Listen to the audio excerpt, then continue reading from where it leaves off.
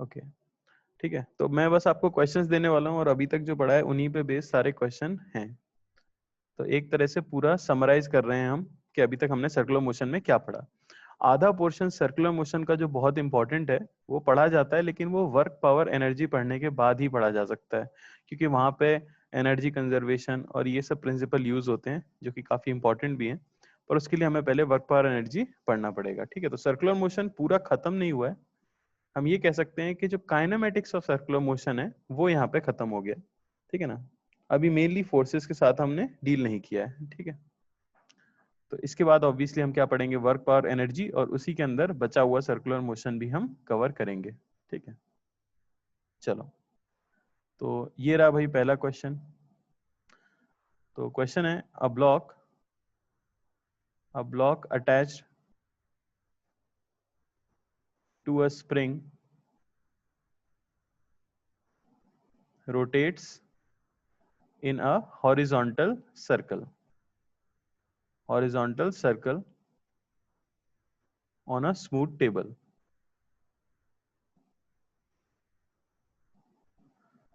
with extension in the spring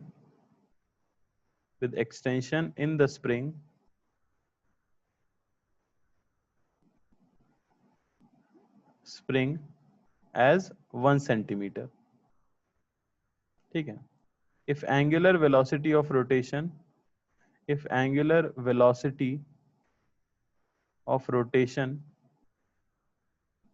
is doubled, extension becomes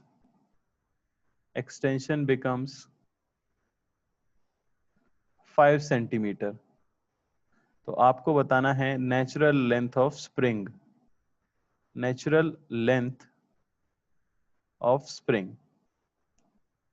ठीक है ना। तो इसके लिए स्प्रिंग के कॉन्सेप्ट्स याद करने पड़ेंगे थोड़े से, वापस से ट्राई करो जरा क्या आंसर आएगा। पहले ओमेगा से घुमा रहे थे तो स्प्रिंग में एक्सटेंशन 1 सेंटीमीटर का था, अब 2 ओमेगा से घुमा रहे हैं तो एक्सटेंशन 5 सेंटीमीटर हो गया है। तो नेचुरल लेंथ क्या रही होगी। चलो देखो कैसे सॉल्व करेंगे इसे। तो क्वेश्चन तो बेसिकली आसान ही है, ठीक है ना। इस तरह से आपको सोचना था कि मान लो ये सेंटर है, ऐसे स्प्रिंग होगी आपकी, और इस तरह से आपका ब्लॉक घूम रहा है, ठीक है ना, इस तरह के सर्कुलर मोशन को कर रहा है। मैं मान लेता हूं इस समय पे जो उसकी एंगुलर वेलोसिटी है वो है कुछ ओमेगा। तो 1 सेंटीमीटर का एक्सटेंशन है, तो क्यों ना इस लेंथ को मैं मान लूं, नेचुरल लेंथ है मान लो L, और 1 सेंटीमीटर का एक्सटेंशन है, तो खिंच के टोटल लेंथ कितनी हो गई होगी, L+1। ब्लॉक का मास हम मान लें m। आपको पता है कोई भी सर्कल में घूमता है तो नेट सेंट्रीफ्यूगल फोर्स जो होता है वो बैलेंस हो जाता है अंदर लगने वाले फोर्स से। तो अंदर स्प्रिंग का फोर्स लगेगा और बाहर लगेगा centrifugal force m omega square r जहां पे मैं इसी रेडियस को बोल रहा हूं, ठीक है ना। क्या लिख सकते हैं, स्प्रिंग फोर्स आपको पता है ये हो जाता है spring constant into extension in spring. समझ आ रही है बात। एक्सटेंशन सिर्फ कितना था, 1 सेंटीमीटर। सेंट्रीफ्यूगल फोर्स तो वो मैं बता सकता हूं कितना, m ओमेगा स्क्वायर, रेडियस कितनी है L+1 सेंटीमीटर। अरे है कि नहीं, दोनों को इक्वेट कर दो तो आपको मिलेगा k इंटू 1 सेंटीमीटर, ये होना चाहिए m omega square L+1 centimetre. Similarly हम क्या करते हैं, ओमेगा को डबल कर देते हैं। अगर आप ओमेगा को डबल कर दोगे तो सेंट्रीफ्यूगल फोर्स हो जाएगा m 2 ओमेगा का स्क्वायर इंटू r, और अंदर स्प्रिंग का फोर्स लगेगा k इंटू एक्सटेंशन, अब बोल दिया गया है आपसे 5 सेंटीमीटर, और जो रेडियस हो जाएगी वो कितनी हो जाएगी, तो नेचुरल लेंथ है L और लेंथ बढ़ गई है 5 सेंटीमीटर, तो L+5। तो मैं अंदर का फोर्स लिख सकता हूं k इंटू 5 सेंटीमीटर, ये होना चाहिए भाई m 2 ओमेगा का होल स्क्वायर और इंटू रेडियस हो जाएगी L+5। ये इक्वेशन नंबर 2, ये इक्वेशन नंबर 1, दोनों को अगर हम डिवाइड कर दें तो यहां से मुझे मिलेगा 1/5, ये इक्वल होना चाहिए omega square by 4 omega square L+1 by L+5, है कि नहीं। यह आपको मिल जाएगा 4L+20, ये होना चाहिए 5L+5। या हम कह सकते हैं एल की वैल्यू हमें कितनी मिल जाएगी यहाँ से 15 सेंटीमीटर, और यही है आपका आंसर। तो ध्यान बस ये देना था कि स्प्रिंग का फोर्स जो होता है वो सिर्फ एक्सटेंशन पे डिपेंड करता है, जबकि जिस सर्कल की रेडियस में वो घूम रहा होगा वो तो किस पे डिपेंड करेगी, टोटल लेंथ के ऊपर, जो कि होगी नेचुरल लेंथ प्लस एक्सटेंशन। क्या है क्लियर है सभी को? कोई डाउट? बहुत बढ़िया। चलो अगला सवाल। ठीक है, तो एक हमारे पास हॉलो हॉरिजॉन्टल ड्रम है, एक हमारे पास हॉलो हॉरिजॉन्टल ड्रम है,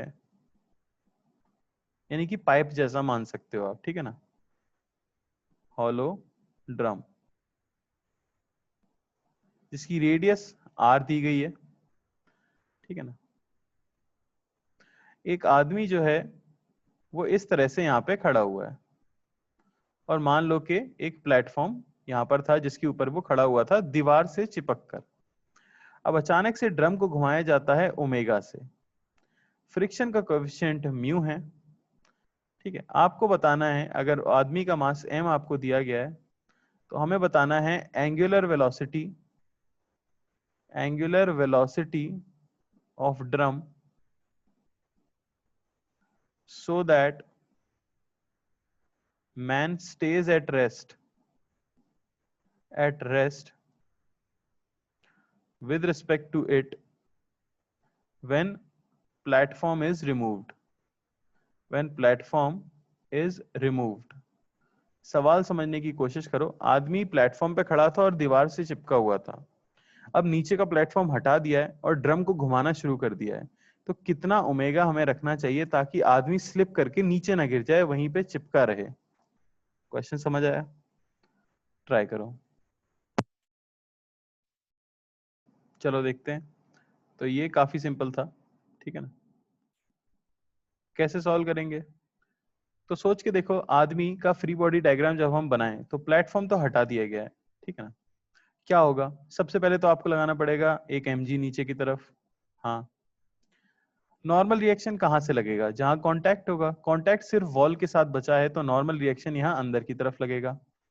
अगर मैं मोशन को ऑब्जर्व कर रहा हूँ सर्कुलर ट्यूब के अंदर बैठ के ही, तो मुझे एक सेंट्रीफ्यूगल फोर्स भी लगाना पड़ेगा, m ओमेगा स्क्वायर r, है कि नहीं।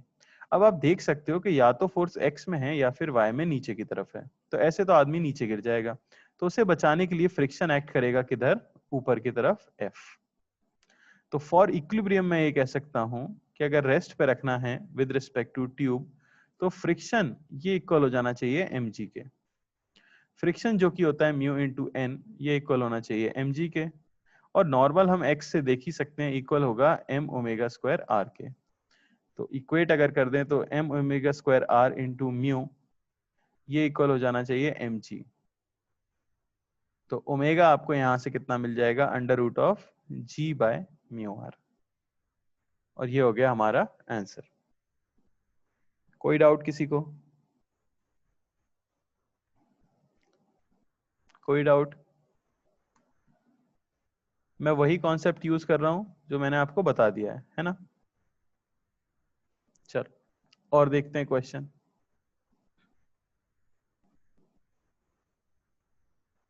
तो ये भी एग्जाम में आया हुआ क्वेश्चन है। हमारे पास एक हॉरिजॉन्टल टेबल है, मैं थोड़ा सा मॉडिफाई कर रहा हूँ क्वेश्चन को, ठीक है ना। मैं थोड़ी सी चीजें इसमें ऐड कर रहा हूँ बस। तो उसके ऊपर एक सर्कुलर ट्रैक है और यहां से एक होल है, इस होल में से एक रस्सी बाहर आई है और एक ब्लॉक उससे कनेक्टेड है जिसका मास मैं बोल देता हूं m0 है, ठीक है ना। ये घूम रहा है कंटिन्यूसली स्पीड v से, ये रेडियस है r, ओके।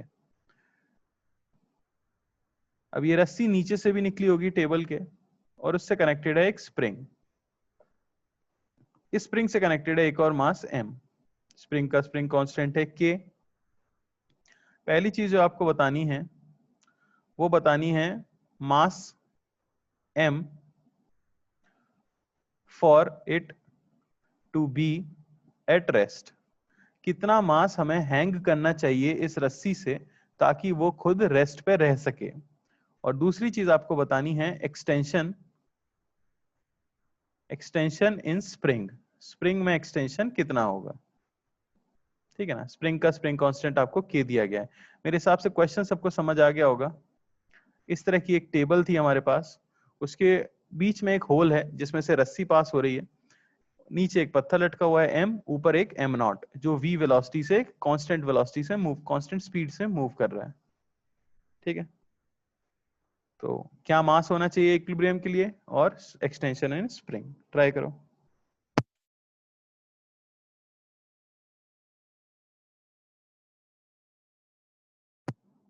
चलो देखते हैं। तो क्या करना होगा इसके अंदर, मान लो कि स्ट्रिंग के अंदर टेंशन है T, ठीक है ना, तो यहां भी टेंशन आ जाएगा T। अगर m नॉट का FBT में बनाऊं तो जो रेडियली आउटवर्ड फोर्स लगेगा वो हो जाएगा m not v square bye r। तो यहां से टेंशन आपको सिंपली मिल गया, कितना होना चाहिए m not v square bye r। तो यहां से हम बता सकते हैं, यहाँ पे टेंशन T है, स्प्रिंग फोर्स इक्वल होगा टेंशन के ही, यहाँ भी टेंशन T, यहाँ नीचे लग रहा है mg, तो स्मॉल mg ये मैं इक्वल बोल सकता हूँ m not v square bye r। तो स्मॉल m की वैल्यू आपको मिल जाएगी m not v square bye rg। तो ये हो गया मास जो कि आप हैंग कर सकते हो ताकि वो खुद रेस्ट पे रह सके। अगली चीज थी एक्सटेंशन इन स्प्रिंग आपको बताना है, तो उसके लिए सिंपली टेंशन इक्वल होना चाहिए kx के। टेंशन कितना है, टेंशन हम देख चुके हैं स्मॉल mg की इक्वल है, ये इक्वल होना चाहिए kx। तो x की वैल्यू आपको मिल जाएगी small mg by k, small m की वैल्यू पुट कर दो, तो ये हो जाएगा m not v square g by R G K, G से जी कट गया और ये हमारा आंसर हो जाएगा। कोई डाउट किसी को, m not v square by R के, ये आ जाएगा एक्सटेंशन इन स्प्रिंग। ठीक है, चलो और एक अच्छा क्वेश्चन ट्राई करते हैं।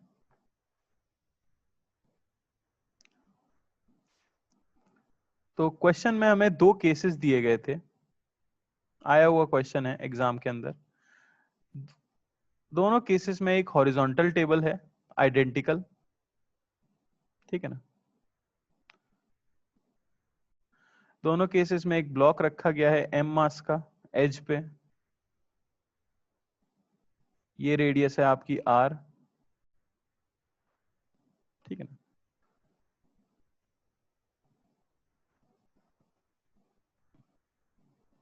फ्रिक्शन कोएफिशिएंट इस केस में म्यू है और इसमें भी म्यू है, यानी सब कुछ सेम है और दो टेबल्स हैं आपके पास। ठीक है, तो पहली चीज बोली गई the angular speed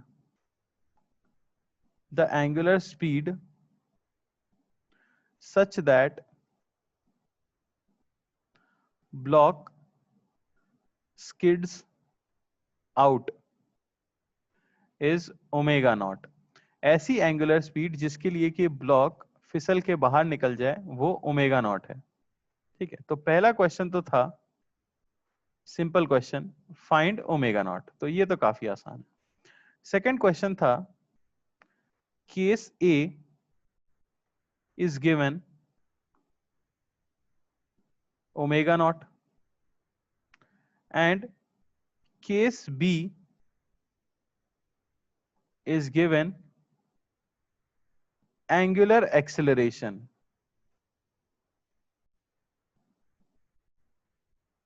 Case B is given angular acceleration. So in case B, the block will skid out at omega equal to omega naught, omega less than omega naught और omega greater than omega naught. तो ये question शायद समझने में दिक्कत हो तो ध्यान से समझना, ठीक है ना। क्वेश्चन ये कहना चाहता है कि पहले तो दोनों सब कुछ आइडेंटिकल है, तो वो ओमेगा बताइए जिसके लिए कि ब्लॉक स्लाइड करके बाहर चला जाएगा। मान लो उस ओमेगा की वैल्यू आपको मिलती है 10, ठीक है। तो केस ए में तो हमने सीधे उसको ओमेगा दे दिया 10, तो क्या होगा, ब्लॉक स्लाइड करके बाहर गिर जाएगा।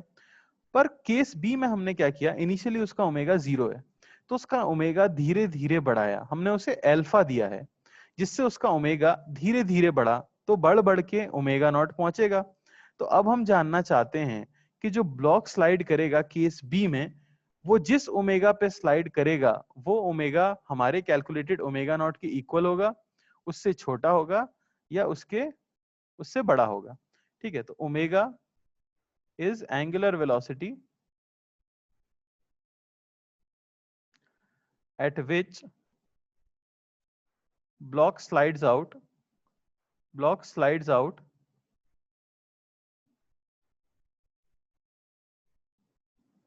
in case B।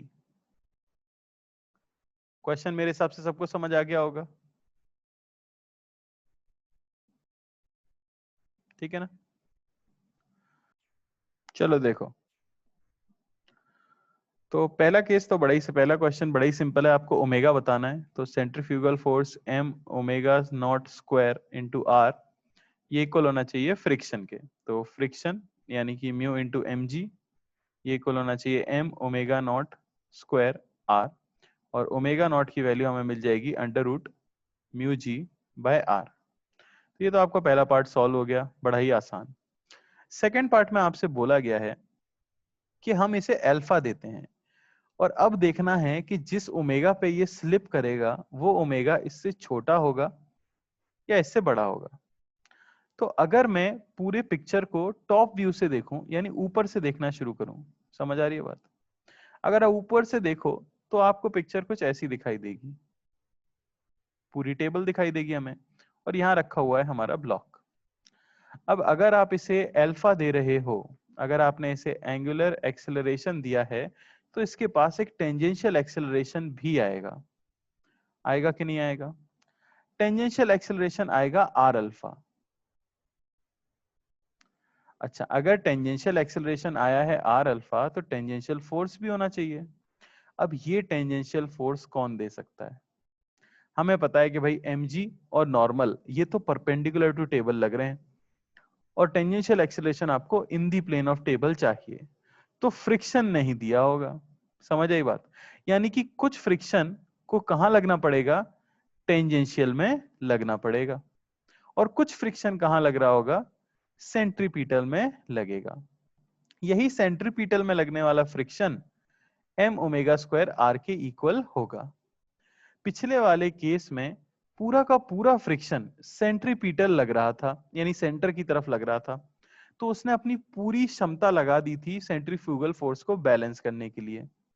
अब जो फ्रिक्शन सेंटर की तरफ लग रहा है, अब जो लगने वाला फ्रिक्शन सेंट्रीपिटल की तरफ लग रहा है, वो छोटा है as compared to in case A, है कि नहीं है? टुवर्ड सेंटर अगर मैं फ्रिक्शन की बात करूं, क्योंकि कुछ हिस्सा टेंजेंट की तरफ चला गया, तो टुवर्ड सेंटर अगर मैं फ्रिक्शन की बात करूं तो ये फ्रिक्शन कम है as compared to in case A, और इसी फ्रिक्शन का काम है सेंट्रीफ्यूगल फोर्स को बैलेंस करना। तो ऑब्वियसली ये कम ओमेगा को बैलेंस कर पाएगा, क्योंकि एफ सी ये इक्वल होगा एम ओमेगा स्क्वायर आर के, जबकि फ्रिक्शन जो केस ए में लग रहा था वो इक्वल था m omega not square R के। क्योंकि एफ सी छोटा है एफ केस ए से, तो ओमेगा छोटा होगा ओमेगा नॉट से। तो आंसर जो हमारा होता है वो होता है 2। क्या सभी को क्लियर हुआ है? बताओ भाई, कोई डाउट किसी को? तो ये चीज तो हम पहले भी देख चुके थे, तो बिल्कुल क्लियर रखनी है हमें कि दोनों काम किसके होते हैं? फ्रिक्शन के ही होते हैं। क्लियर है?